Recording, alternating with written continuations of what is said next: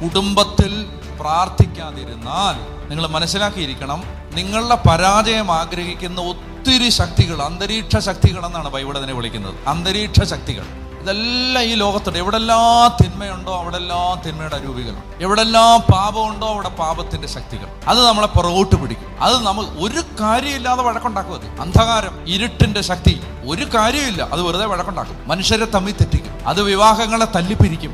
അത് കുഞ്ഞുങ്ങളെ നല്ല രീതിയിൽ വളരാൻ അനുവദിക്കില്ല. ദൈവികമായ ഒരു അന്തരീക്ഷം സൃഷ്ടിക്കപ്പെട്ടില്ലെങ്കിൽ അവിടെ ദൈവികമായ കാര്യങ്ങൾ സംഭവിക്കില്ല. ഡെസക്രേറ്റ് ചെയ്യും പിശാച്. അവന് നല്ലപോലെ അറിയാം സ്ഥലങ്ങളെ മലിനമാക്കുക അവൻ. അപ്പൊ നമ്മൾ ശ്രദ്ധിക്കേണ്ട ഒരു ജാഗ്രത എന്ന് പറഞ്ഞാൽ, വീട്ടിൽ നിർബന്ധമായും പ്രാർത്ഥിക്കണം. ഇത് വികാരിയച്ഛൻ്റെ ആവശ്യമല്ല, രൂപതാ മെത്രാന്റെ ആവശ്യമല്ല. അത് നിങ്ങൾ അറിഞ്ഞിരിക്കണം. ഈ ആളുകൾ വിചാരിക്കുന്നത് നിങ്ങൾ കുടുംബത്തിൽ പ്രാർത്ഥിക്കണം എന്ന് പറയുമ്പോൾ യോമാർക്ക് നിങ്ങൾ കുടുംബത്തിൽ പ്രാർത്ഥിക്കുമ്പോൾ ഏതാണ്ട് 10% കിട്ടുന്നുണ്ടെന്നാണ് ആളുകളുടെ വിചാരം. അങ്ങനെയൊന്നുമില്ല. അതായത് എൻ്റെ പ്രിയ ദൈവമക്കളെ